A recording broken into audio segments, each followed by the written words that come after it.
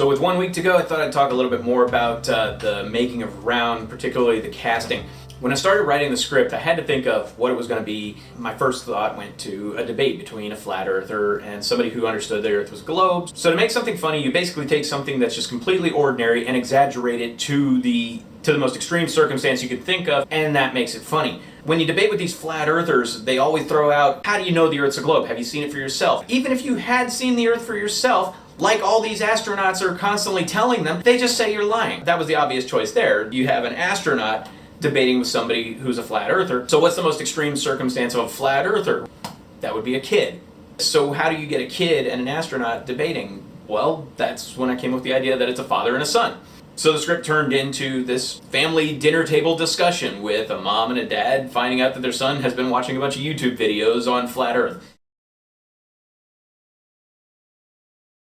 The original vision I had in mind was for like a 10-year-old, but I thought that would actually be a little bit too advanced for a kid to have to learn that kind of dialogue. I changed it to a teenager, and I thought that might, lend a little bit more of the believability in that this is a more rebellious teenager, that kind of thing. While I was holding auditions, I get an email from this woman saying that her son really liked the idea and really wanted to audition, so she promised that she would email me asking if he could. I replied back and said, well, my original vision was for somebody of his age. If he feels like he can handle the dialogue, by all means, I'll give him a shot. So Cale Copeland sent me his audition, and his was actually the first audition for Caleb that I got.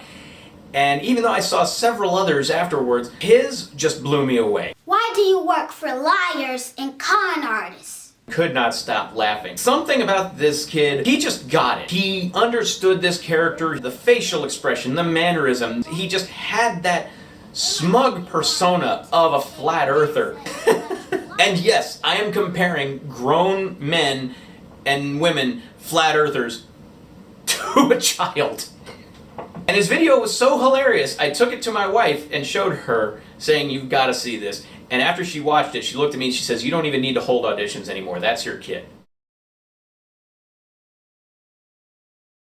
The part of the mom was really meant to be sort of the personification of the audience, the onlooker, the outsider. She's intelligent, but not necessarily on the level of her husband, the astronaut, but she definitely understands that the Earth is a globe. She's more or less the moderator between these two. Anytime you get into a debate with a flat earther, it tends to get kind of heated and get aggravating. So it was a good idea to have the stepmother there to reel them in.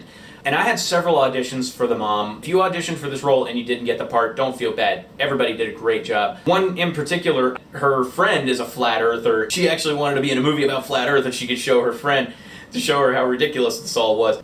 But something about Joni Geiger's audition, her personality, demeanor, everything about her seemed right for this character.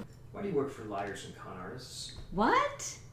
What makes you say that? Your dad works for NASA, honey. Why would you say they're liars? She really went with it. She really took this character, bringing her to life, and even going to the extreme of saying, that she didn't think this person was just a housewife. She probably had a home business, to work from home while she was taking care of Caleb, her stepson, And she was such a great person to work with, just a great actor, really funny, and a great energy about her.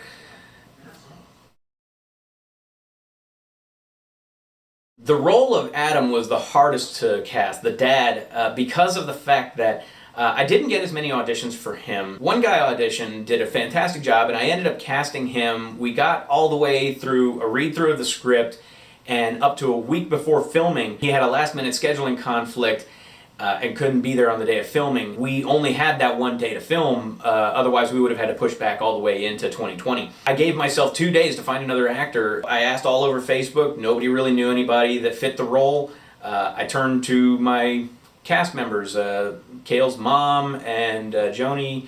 Joni actually came to me and said that she had taken an improv class with Gary Bell Jr., and got in touch with him, asked if he was interested and if he was available on the day of filming. He was. She sent him the script and he loved it. We had to make a few adjustments here and there, but nothing major. We were on. He jumped in with both feet and did the best he possibly could. I cannot say enough about him. Gary did a fantastic job with this character, with what he had to work with. The man had less than a week to prepare for this character who had lots and lots of technical lines and dialogue, all these scientific explanations about the Earth and the rotation and the speed and everything. So, that has a larger force, a larger gravitational pull, like the Earth has, can pull the water to it. Let's just go back. Amy, give him the line there. He got so frustrated trying to get some of these lines out. The frustration that you see in his face when you watch the movie, that's absolutely 100% real. But like a great actor, he just took that frustration and he used it, and it came out beautiful.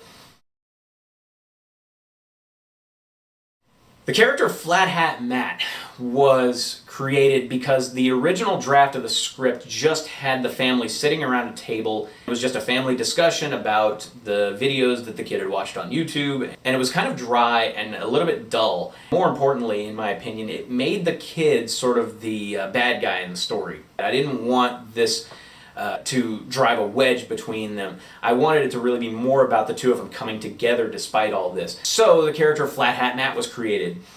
After watching hours of video of flat earthers and their so-called debunkings, seeing their smug attitudes, and I really felt like the only person that I could trust to do this character and do it right without turning him into a caricature or a parody would be me. So I took on the role and I absolutely hated it. I despised this character with every ounce of my being. I dreaded putting on that cap and sunglasses every time I filmed one of his scenes. The last of which I had to actually film out in public. I'd been told by my agent that I needed to play more roles outside my comfort zone. Well, this was definitely it. Oh, God. When you guys see the movie, hope you hate this guy as much as I do.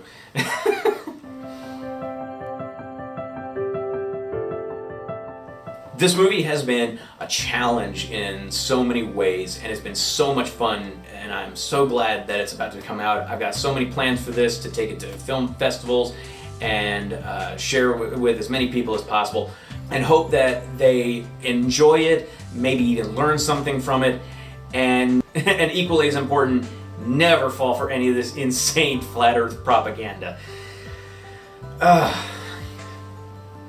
And in case you're wondering, this is actually a stress ball, one of many that I got for all the cast and crew of this movie, because anytime you're dealing with flat earthers, you gotta have something to relieve a bit of that anxiety. 314-2020 Sit Rep Productions is bringing you the satirical comedy Round, and I hope you guys enjoy it as much as I've enjoyed making it. If you like this video, please hit the like button and subscribe. I'm planning to put out more content later on, more movies, and I've got a lot of ideas in my head as to what I can do in the future. So keep an eye out. Have a good weekend. See you again on 314.